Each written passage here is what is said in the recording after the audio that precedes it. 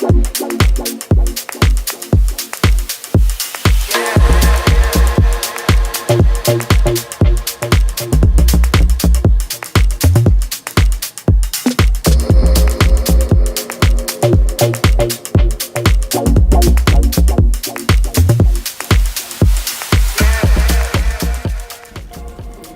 l'humain et le robot collaborent, on parle de système cobotique. L'humain conserve l'analyse et la prise de décision en temps réel, tandis que le robot apporte la précision. L'interface humain-robot doit être avant tout ergonomique, capable de détecter les intentions de l'humain et d'accompagner ses gestes. Bref, si t'as la flemme et que t'es riche, ça peut être cool. Fluide, l'interface gestuelle. Au bloc opératoire, les chirurgiens évitent tout contact avec leur environnement afin de respecter des conditions strictes de stérilité.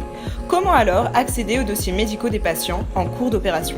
Cette interface homme-machine permet d'interagir sans contact avec un écran par commande gestuelle.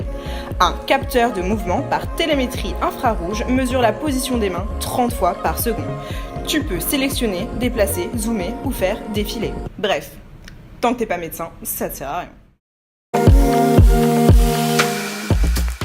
Aujourd'hui, les écrans tactiles ont envahi notre quotidien.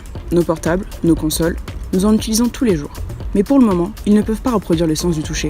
L'écran que vous voyez permet de restituer une sensation tactile. Lorsque l'on pose son doigt, la position de celui-ci est détectée. L'écran est alors capable de reproduire des sensations.